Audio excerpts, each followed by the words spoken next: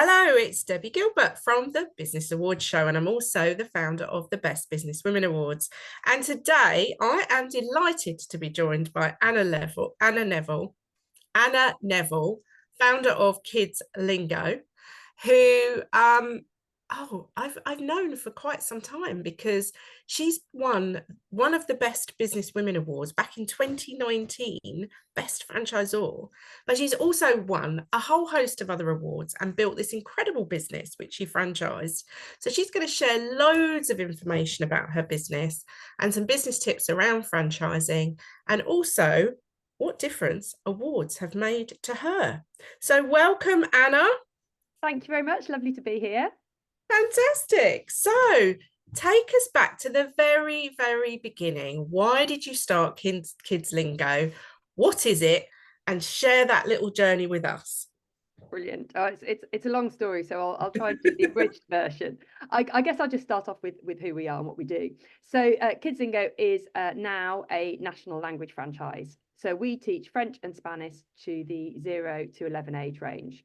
And that's predominantly in schools and nurseries, but also direct to parents, either online or through community venue classes. And our approach is all about fun. It's songs, it's games, it's storytelling, it's drama. It's making that experience just really engaging for young children. So hopefully they really enjoy languages and it sets them on that path. And our mission is very much about inspiring young children to love languages. That's the long and short of it, really. So when did you start it? So if we're talking just me, it was around 13 years ago. I previously had career in marketing, worked in London advertising agencies, then moved to the Midlands, continued to do that job here. And then I had my daughter. And like many people, that just causes a bit of a reassessment of career path and where life's going. So I had a little break after my daughter, then I had my son, and then it was real focus on, okay, what career path do I want to follow now? I didn't really want to go back to what I'd been doing previously. I had a languages degree originally. I'd tried to use my languages in my career to varying different degrees. And I'd always been really interested in teaching. So it just quite naturally fell into place that I was going to try and start offering some classes locally. So I just approached local nurseries initially and then into schools as well with some French classes. And luckily, it all went very, very well. And within, I'd say 6 months, I was as full as I could be, whilst I still had a 1-year-old and a 4-year-old at home. So very rapidly, I realised there was real scope for development at not just a local level, but definitely at a local level, but also on a wider level as well. So locally, the team grew, the business grew, learned huge amounts over those initial year or so, and then started investigating the franchise route as a way to scale the business, but also bring that personal touch to the business as well. So franchise sort of 2 years after starting. So we are now in October, we will be celebrating our 11th birthday as a franchise. That's amazing. Thank you. Yeah, so we've got over 90 franchises now right across the UK, which are led by about 84 franchisees. So we've actually got slightly more franchises than franchisees because we've got some franchisees who've got multiple territories. Because they've done so well in their own area, they've gone, right, okay, I'm interested in the nearby area, or I'm interested in this area. So it's a great way for them also to scale their business through multiple territories. So did you know anything about franchising before you franchised your business? Do you want the honest answer? Yeah, definitely. No. So I did when I franchised. Yeah. Point. But I remember a conversation with my sister, who's a corporate lawyer, and she said, "Oh, you should think about franchising." And I shouldn't really admit this on air, should I? But I went, "What's franchising?" Well, you should admit it because, why should we all know what franchising is? I mean, still don't think not everybody knows what franchising is. Or they associate it maybe with big companies like McDonald's. They don't realise that actually a small business can be grown in this way. So what was your first sort of port of call to get kind of information about it? Talking to the experts, essentially. So attending franchise shows, I engaged a really great franchise consultant and talking to lots and lots of people, going to the events. documenting everything. I remember that was the biggest bit of advice I was given. It was document everything, because you can't get, you can't make a business replicable in lots of locations unless everything is written down. So from very, very early on, I was documenting, not just the process, the plans, anything that came into my head. I was like, right, note that down, note that down. So yeah, I followed expert advice. I think nowadays, there's a much clearer pathway for franchising in the children's activities industry than there ever was that time ago, because there's so many, there are so many lovely academies and structures run by brilliant people who are experienced in this area, but that just wasn't the case back 11 years ago. So I was taking advice, and great advice, but it was sort of much more based, as you say, on the bigger structures of franchises that are out there. Whereas now there's that brilliant network of children's activities providers who provide that pathway to franchising. And I'm glad that I've now got involved in that in terms of mentoring some people who are looking at franchising or who are in the very, very early days of franchising, because I know that wasn't necessarily there, but when I first started. So how did you recruit your first franchisee? Well, it wasn't actually that difficult. And the business has morphed and changed over time in terms of investment levels, and in terms of what was being offered, and in terms of my time and all sorts of things like that. So obviously the offering 11 years ago is not identical to what it is now, obviously. But actually it was via NetMums. I posted a free little ad on NetMums and had a good few inquiries, and within 6 to 8 weeks after advertising for the first one, I got the first franchisee on board, which was amazing. And I think that's the thing about franchise. Franchise is only as good as your franchisees. So the better people you have on board, the better people you attract, and it just grows and develops, because you can have all the theory and all the structure and all the wonderful paperwork and all those things that you have to have, obviously, as a franchise. But people is what makes it come to life. And those amazing franchisees who open up in their own areas and pour their passion and their heart and soul into their local businesses, that's why Kidslingo is successful, because we've just got brilliant people. And you're right across the UK? We are, yeah, right from Scotland down to Cornwall. Fantastic. Yeah. Have you got any territories left? We have. Oh. Yeah, I think we've still got a good few gaps with obviously the vision of filling those gaps. You have to be realistic about some areas that you might never fill because they're just very, very rural or whatever it is. But we've got really, really good coverage, but nowhere near as far as we could go. Oh, amazing. So let's talk about awards. When did kind of business awards come on your radar? What was the thought process behind entering awards? Yeah, relatively early on, they were definitely there and considered as a sort of marketing tool. I think in the early days, there's that caution around it, and also that confidence of like, oh, am I good enough to enter? Oh, I'm going to be up against these guys who've been around for however long. But I've always just said, you've just got to put yourself out there. And as awkward as it might feel and as uncomfortable as it might feel, you've got to blow your own trumpet, because no one else is going to.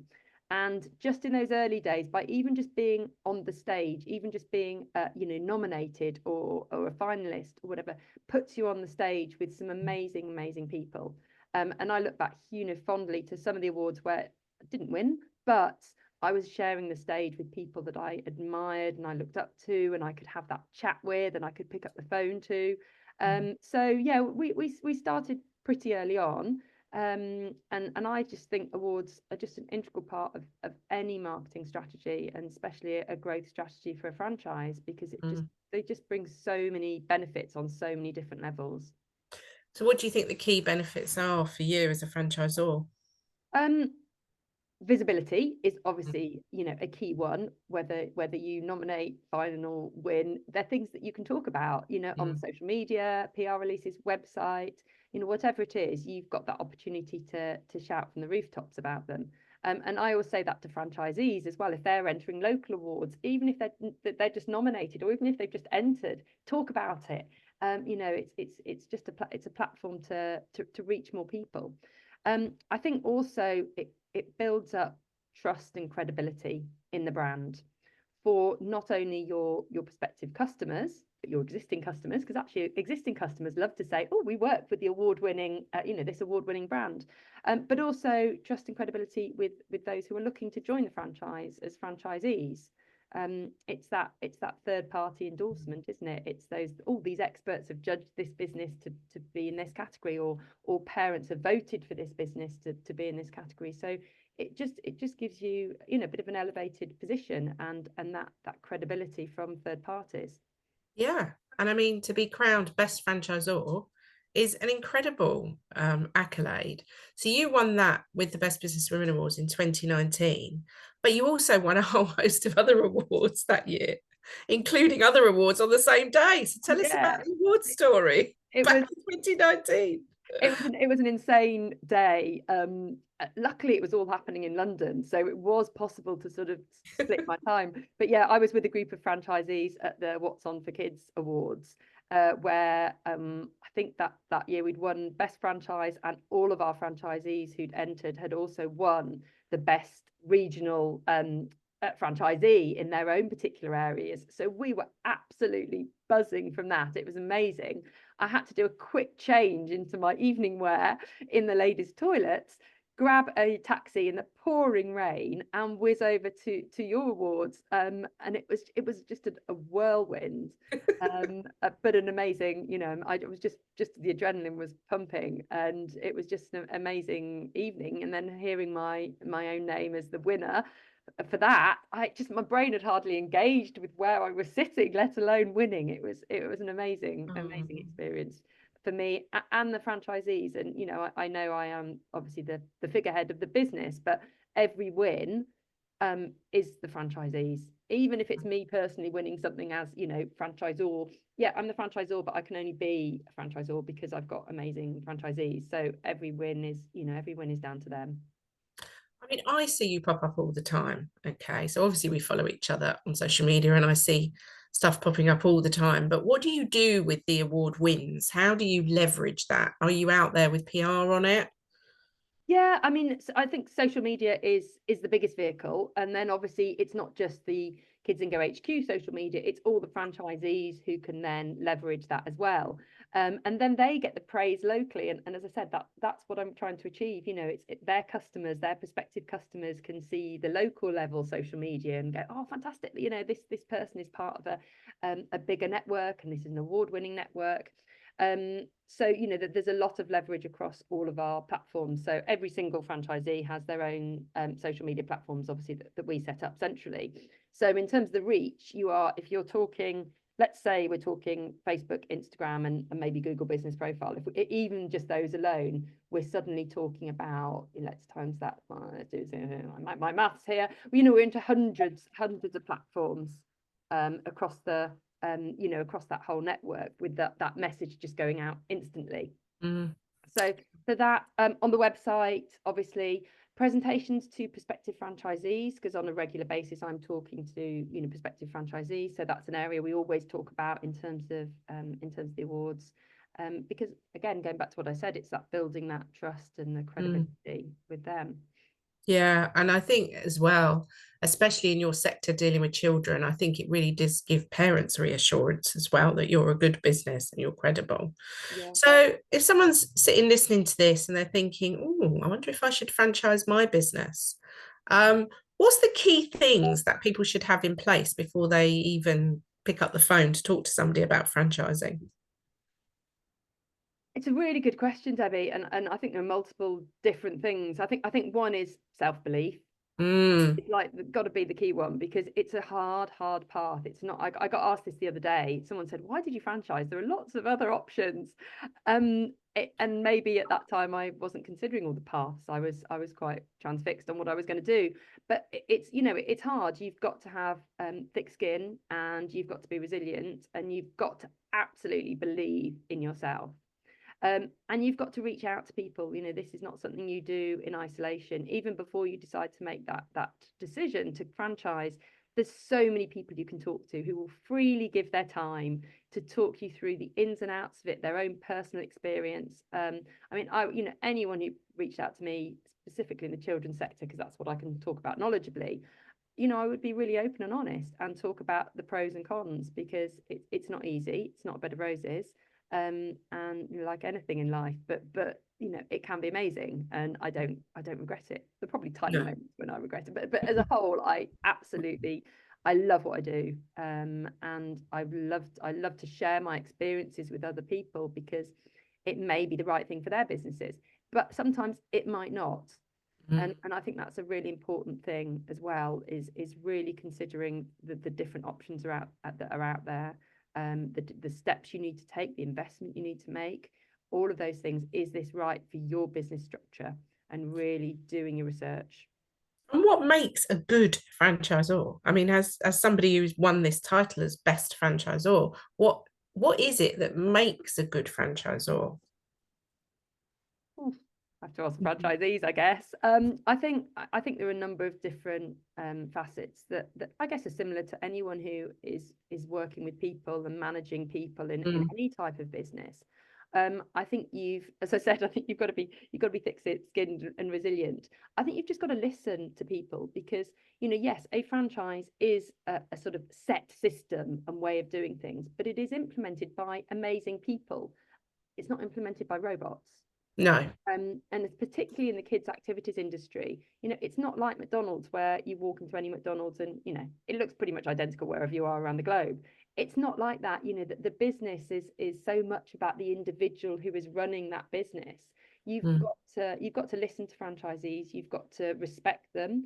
It's a mutually beneficial relationship. It's not a you know, a boss employee relationship. It's got to be on an even level of respect and mutual benefit. And have you found that your franchisees have actually helped you, you know, grow your business and implement new things in your business? Every day. Really? Okay. Every single day. If you know, the challenges in a positive way, you know, the challenges from franchisees pushing me on things, going, wouldn't this be amazing? What about doing this? Have you looked at this? Oh yeah, I mean, literally every day. But that's what makes the business better. And also, they are the ones out there day to day in their own areas, teaching the children, talking to schools, talking to nurseries. You know, I'm not personally in that role, so they've got their finger on the pulse. And if they think we need certain things or a different way of looking at things, then that's what we should do, because I can't sit here in isolation at head office and go, oh, I think we ought to be doing that.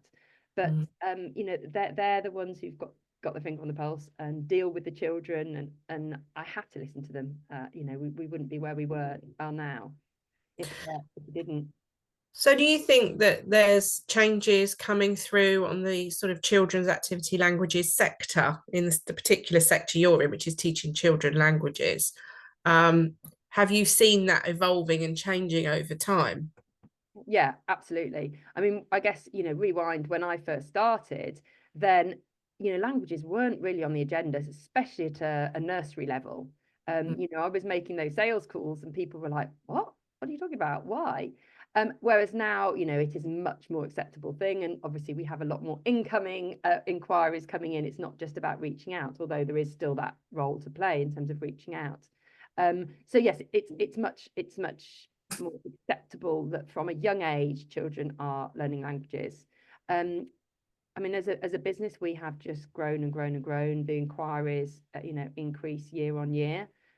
So I guess all I can say is, you know, it's definitely a growing market out there. And what age do you start the children? You start right from babies. So, really? Yeah, we have got baby wow. classes. I mean, the baby classes are obviously in a bit of a different thing. They are all about early exposure. So it's more about the songs and the sounds of a language. But also, you know, it's also about that lovely structure of a class that parents, carers can come to with their little ones from a social point of view, as well as the benefits that the class specifically. So whether it's music, dance, languages, or whatever, you know, our classes provide that lovely social hub for parents and carers and little ones to socialize and to develop their skills. So at the younger age, yeah, it's very much more about exposure. But as we then develop through, it is about obviously, you know, the embedding those language skills within those young children. And what age do you go up to? 11. So the end 11. the end of primary Right. school. Yeah. And are you running alongside some of the curriculum that primary schools are teaching? I know they don't teach an awful lot about languages, but they teach a little bit, don't they? Yeah, they should. I mean, it's compulsory from Key Stage 2 onwards. So from year 3 onwards, all children in UK primary schools should be learning languages. So yeah, we do both. So we can actually go in as the curriculum teacher as well. So we can actually, in the classroom as the French teacher or the Spanish teacher. Oh, So we can do we do clubs as well, which sort of supplement that or sit alongside it. So a school might, for example, be teaching French themselves, and we will go in and do Spanish clubs so that it gives that alternative language should the parents require. But yeah, we teach during the daytime, during the actual classes in primary schools, as well as doing the clubs. I didn't realize that. That's amazing. So who's a typical franchisee? Is it someone who's got a language degree or speaks a second language? Is that a typical franchisee for you? Yeah, we have we've got a mixture. As I said, there's sort of that everyone's different, but everyone's the same. I always say that to people. Everybody's ethos is the same. They all want to inspire young children to love languages. The route that they're coming at that from is very varied. So we've got a lot of native speakers on board. We've got a lot of ex-teachers on board, predominantly ex-secondary teachers, but also some ex-primary teachers. We've got some early years teachers who've come, from the early years sector, and people who've come from, sales, marketing, corporate environments, translation agencies, a real mix of different experiences, which, going back to your question about, the franchisees' input into the business, that's why it's so great, because they've just got such varied experience that they can pull from, which can only make us better. Amazing. So last year you won a Lifetime Achievement Award at the Club Hub Awards. Tell us about that. Absolutely, yes. So last year was Kidslingo's 10th birthday, 10th anniversary. And I've been considering entering that award for a little while, and I'd spoken to lovely Tessa over at Club Hub, and she was like, "Oh, come on, you've got to enter." And I said, "No, I'm keeping it for the 10-year." And I put my heart and soul into the entry for that. And I won. And it was fantastic. Tessa's got a hilarious video of me like whooping and jumping around. And the lovely Avril from Mitchy Titch Yoga presented it to me, and it had a huge hug from her. It was lovely to be able to celebrate that in the heart of an industry awards sector like Club Hub Awards, where you're surrounded by people who are in the children's activities industry.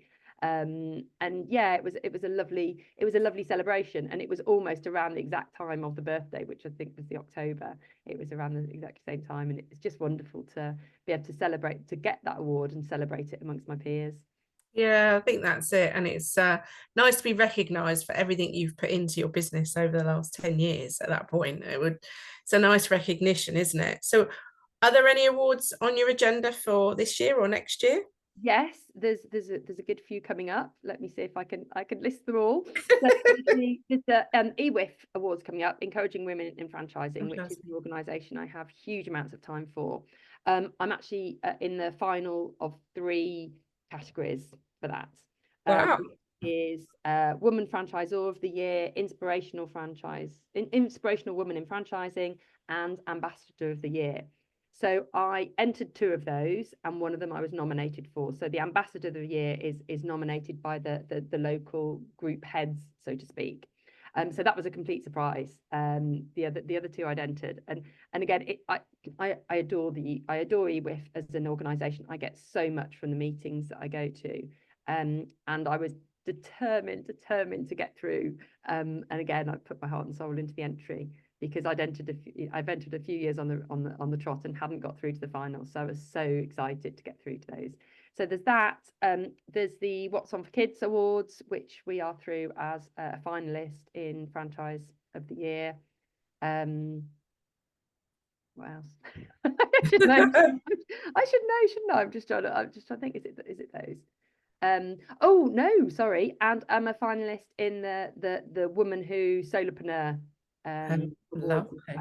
Fantastic. And do you have a bit of a plan when it comes to awards? Do you look at sort of every year, think, right, okay, which ones are we going to do? Because I always see that you do something every single year, which is what I kind of admire about you, because you really do keep your profile out there. So is there a structure behind what you're doing each year? There is, yeah. I mean, I think there is sort of the key, because there's the Anna Neville Award, franchisor awards, and the ones for the whole franchise. So it's getting that balance correct and the right mix. So I think I always said there's some core ones that we would always do, and then sort of, I guess, rotate a little bit with some of those other ones out there. And there are new ones, and then you sometimes see someone's post on social media about, oh, I've just got through to these awards, and maybe it's some awards you hadn't considered or seen before, and that's amazing, because you then get inspired for those. So yeah, like for example, the Woman Who Awards, this is the first time I've entered those, and I know one of the sponsors of those awards, so I thought, well, that's a great one to try out, and it's also relatively local to here, which is nice. Yeah. Again, the business success network, that was something that I hadn't really encountered before, about 2 years ago, and then last year won business leader of the year, and this year was a finalist for business of the year and business leader of the year, and that as well. So I think it just introduces you to a whole new network, a whole new group of people that you didn't even know existed sometimes. So it's like the awards are often a gateway through to a network. And the Woman Who Awards, that's been really lovely, opening my eyes to that amazing group of people out there. So because where are you actually physically based yourself? I'm Sutton Coldfield, just north of Birmingham.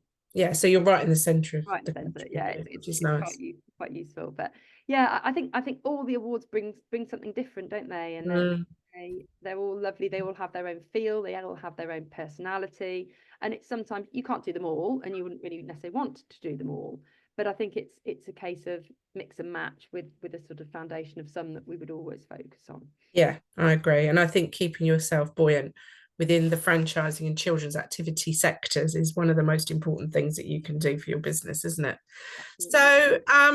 So what else is, like, finish off with telling us what are the plans for Kidslingo over the next year or so? What's on the trolley, as we say? Lots on the trolley. There always is. I mean, I guess, growth, new as we talked about the territories, getting into new territories. I love the fact that, as I said at the beginning, quite a number of our franchisees have 2 territories, because they, maybe over a few years they grow and develop territory number 1, and then they go, right, I can replicate this. So helping our existing franchisees grow and develop their businesses, whether that's just within the confines of one territory or more territories. So coaching, support, all of those are things that we try and look at all the time, and help franchisees. And going back to what I said, listen to the franchisees about what support they want to enable them to grow and develop.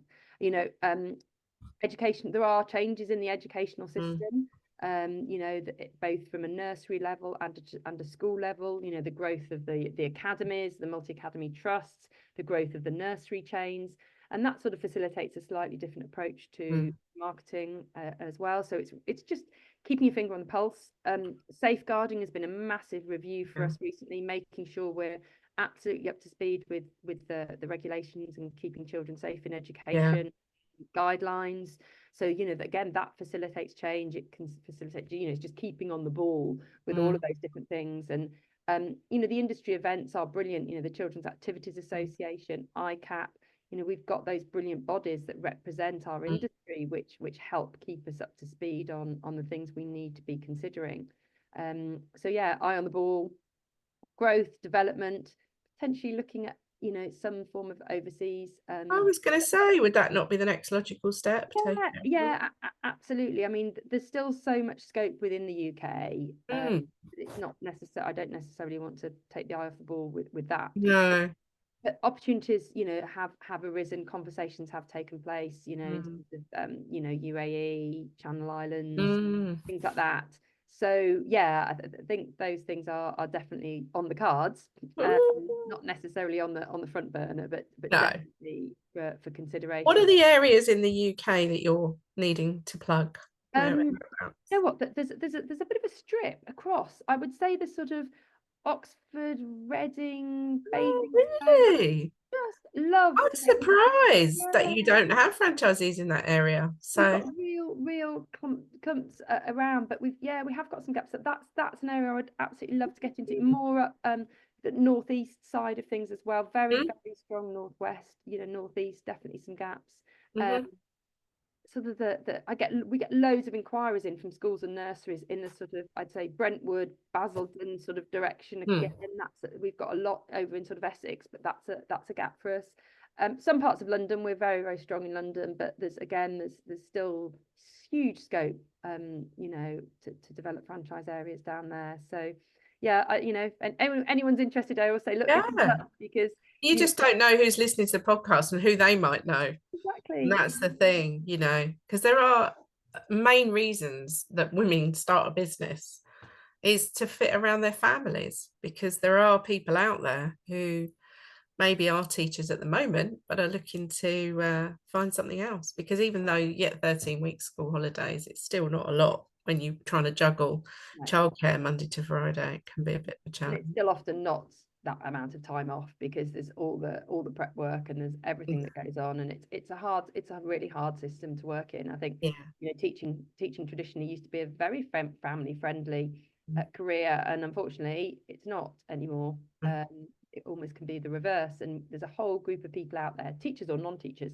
who've got language skills and love languages and just want to bring that to other people. So franchise like Kidslingo allows them that channel, that platform to really take what they love and turn what they love into a business, which is great. So well done for everything you've done, and all the recognition you've had. It's been amazing. And thank you for joining me today and sharing your story.